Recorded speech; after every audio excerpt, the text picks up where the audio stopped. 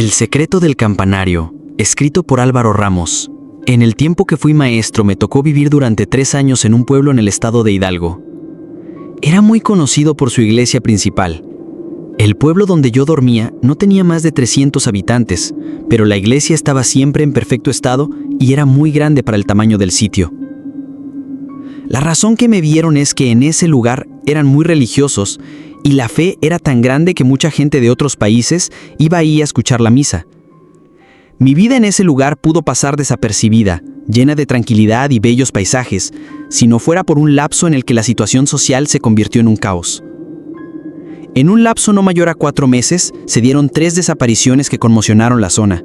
Las primeras 2 desapariciones quedaron sin resolverse. No hubo un solo rastro de ellos ni en las cercanías, ni en las lagunas o los ríos cercanos. Esos pobres pequeños simplemente se esfumaron. El jefe de nuestro sector nos pidió que le informáramos cualquier cosa extraña y que estuviéramos muy atentos a las visitas de gente que no fuera del pueblo. Que siempre pusiéramos atención en los autos que pasaban, pues se temía que hubiera una banda de secuestradores de niños a las que ya le seguían la pista desde hace 3 años.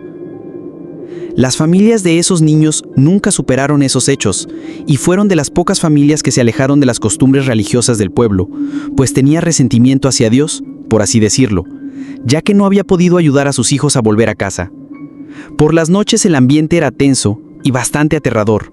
Ya era el otoño y el frío en esa parte de Hidalgo puede ser muy duro, especialmente para quienes no están acostumbrados, como yo. Durante las madrugadas, yo no podía dormir del todo, y el frío me hacía despertar, y en una de esas ocasiones me tocó ver algo que nunca supe si fue producto de mi imaginación, pero vaya que me causó mucho temor y curiosidad al mismo tiempo. Aquella noche vi una figura vestida completamente de negro que se iba escurrillando por la parte boscosa que rodeaba la casa. Llevaba cubierto todo el cuerpo con una especie de manta, y se escondía como para asegurarse de que no fuera descubierto. De pronto, otra figura, visiblemente femenina, apareció de entre los árboles. Se tomaron de la mano y se perdieron en la oscuridad. Nunca dije lo que vi, porque sinceramente no pensé que eso tuviera relación con las desapariciones de los niños. Me parecía más un asunto de alguien que murió entre los habitantes del pueblo, que un tema de secuestro de pequeños. Además, los niños desaparecían de día y nunca de noche. Yo trataba de no meterme mucho en ese tema. Mi función se limitaba a cuidar a los niños en la escuela y crear redes de protección en caminos a la casa. Pero el pueblo estaba más cercano a la palabra del sacerdote, quien era líder. El último en desaparecer fue Diego, uno de los alumnos de la escuela. Él tenía 11 años. Estaba a punto de entrar a la secundaria. Era un niño muy inteligente, activo y educado. Su familia era grande y todos eran igual de amables y serviciales con los demás habitantes del pueblo. Si tuviera que decir algo que yo veía un poco excesivo, era su fanatismo religioso. Diego fue educado para servir a Dios. De hecho, siempre decía que no iba a estudiar una carrera, ya que quería irse al seminario para ser un cura. Su desaparición fue bastante extraña. Por las tardes el niño salía a tomar catecismo, lo cual era diario. Según yo en mis tiempos, eso se hacía cada semana. Pero bueno, eran las tradiciones de su familia. Esa tarde el pequeño Diego salió a jugar al parque, después del catecismo. Su madre, doña Isabel, le advirtió de que no se quedara hasta tarde. Sin embargo, cuando cayó la noche, Diego no había vuelto, y su preocupación se fue convirtiendo en pánico. Los vecinos formaron grupos de búsqueda. Recorrieron cada rincón del pueblo en sus alrededores. Las horas pasaban y no habían señales de Diego. Al llegar la medianoche, una espesa neblina descendió sobre el pueblo. Las campanas de la iglesia comenzaron a sonar solas, emitiendo un eco sombrío que helaba la sangre. El llamado lo hacía el padre de la parroquia, un joven llamado Elías, que tenía un par de meses de haber llegado desde la ciudad de Pachuca. La preocupación de la familia los había llevado a buscar su ayuda, y él, que conocía bien a Diego, no se pudo negar. Él les dijo que lo que tenían que hacer era rezar y pedir ayuda a Dios por el regreso del pequeño. Hizo una oración con todos los que asistieron, y le dijo que al día siguiente le iría personalmente a levantar la denuncia a las autoridades. La figura del padre de la parroquia era vista siempre como si fuera la figura de poder, la figura de mayor respeto en el pueblo, por lo que se sabía que la responsabilidad era muy grande y siempre tenía que estar al servicio de la comunidad, lo cual al padre no parecía molestarle. Al día siguiente la desaparición se palpaba en el aire. Las autoridades locales fueron alertadas, pero en un lugar tan aislado, los recursos eran limitados. Los habitantes del pueblo no podían entender cómo un niño tan conocido y querido podía desaparecer sin dejar rastro. Las teorías sobre su desaparición eran muchas. Algunos decían que había sido secuestrado por extraños que habían sido vistos merodeando por el bosque. Otros creían que Diego había caído en uno de los viejos pozos abandonados. Sin embargo, la teoría más aterradora a tomar fuerzas. Ellos decían que algo oscuro, un demonio como ellos le llamaban, se había llevado al pequeño. Doña Rosa, una anciana conocida por haber vivido toda su vida ahí, conoce a todos y sabe sobre el lugar. Recordó un viejo relato sobre el campanario de la iglesia. Decía que hace siglos un sacerdote había realizado rituales prohibidos en su interior, haciendo que la oscuridad se apodere del lugar por un tiempo. Aunque el sacerdote había sido desterrado, el mal había permanecido latente esperando ser despertado. Esa noche doña Isabel tuvo un sueño inquietante. En el sueño veía el campanario rodeado de sombras que susurraban su nombre. Despertó con sobresalto y su corazón latiendo con fuerza. Decidida, la mujer se dirigió a la iglesia antes del amanecer, acompañada de su esposo y 2 vecinos. Llevaban consigo unas linternas y un rosario.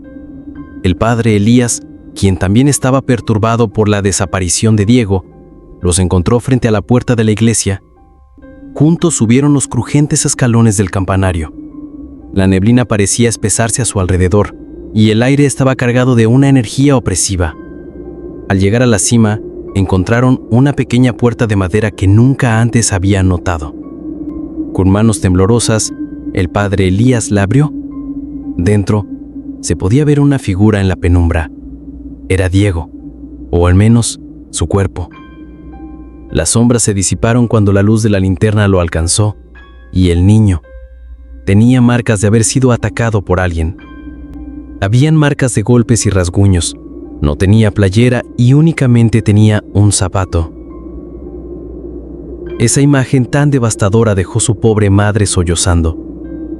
Nadie podía explicar cómo el cuerpo del pequeño había llegado hasta ahí, ni quién lo hubiera podido atacar. El padre Elías, mostrando mucha preocupación, le dijo que había que quedarse en casa y cuidar a los niños, pues era obvio que la leyenda era cierta y que la maldad había despertado. Que tenían que rezar con mucha fe para que las desapariciones se detuvieran. La familia de Diego y la de los otros niños desaparecidos querían ir a las autoridades para pedir ayuda y justicia. Si bien eran muy creyentes, también sabían que aquello que le había pasado a Diego había sido hecho por un ser humano. El padre Elías los convenció de quedarse a cuidar sus casas y a sus otros hijos. Él les repitió que iría personalmente ante las autoridades estatales y ante los superiores eclesiásticos para exigir la ayuda necesaria. Quería dejar cerrada la iglesia, pero los pobladores le pidieron que los dejara abierto para poder hacer oraciones. La negativa por parte del padre Elías, pero la multitud ganó. El padre salió del pueblo temprano por la mañana, manejando su camioneta sin que nadie lo acompañara. Prometió que haría cualquier cosa y en cuanto tuviera alguna noticia, él mismo iría por las familias para que escucharan las quejas. El padre nunca volvió. Su camioneta la encontraron a un costado de un camino vecinal, con varias de sus pertenencias que se incluían su identificación, su cartera, un rosario, su hábito. No había señales de violencia. Tampoco. Parecía un robo o simplemente desapareció al igual que los niños. Las horas pasaron y al no recibir señales del padre Elías, las familias afectadas fueron a la cabecera municipal para dar aviso sobre el hallazgo del cuerpo. La policía llegó relativamente rápido, nos pidió a los maestros de la escuela que los que ya habían tenido antes problemas con la gente del pueblo, que siempre seguían las órdenes del padre en turno. Cuando la policía revisó aquel pequeño espacio en el campanario, descubrieron que no solamente había estado el cuerpo de Diego, sino que antes también no hubo más víctimas, pues había cabello con sangre y restos de la ropa de los demás niños desaparecidos. Parecía que era el lugar donde quien los raptaba escondía los cuerpos antes de desaparecerlos. Luego preguntaron por el padre Elías y al saber que había ido a Pachuca él solo, alertaron a las autoridades, pues pensaban que él podía tener algo que ver con los hechos. Así fue como encontraron su camioneta. Hasta el día de hoy el padre Elías y los cuerpos de los primeros 2 niños siguen sin aparecer. Al parecer la leyenda de la cual hablaba doña Rosa era cierta, solo que no era muy directa al momento de referirse al demonio que había despertado. Yo me fui de ahí tiempo después, dejando la comunidad con mucho resentimiento y muy divididos, pues algunos pensaban que las autoridades querían culpar al padre para no encontrar los verdaderos culpables, y otros decían que por eso siempre mandaban padres ahí, pues venían de cometer bajezas en otros lados, y que era su castigo vivir en ese pueblo alejado, pero que por el contrario esa lejanía se convertía en un cerco de protección para cometer sus atrocidades.